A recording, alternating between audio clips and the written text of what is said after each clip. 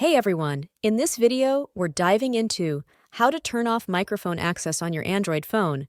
Let's get started.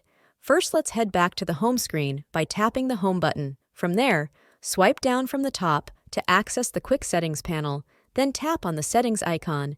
Next, scroll down and tap on security and privacy. Now, navigate further down and tap on privacy. In the controls and alerts section, find and tap on microphone access.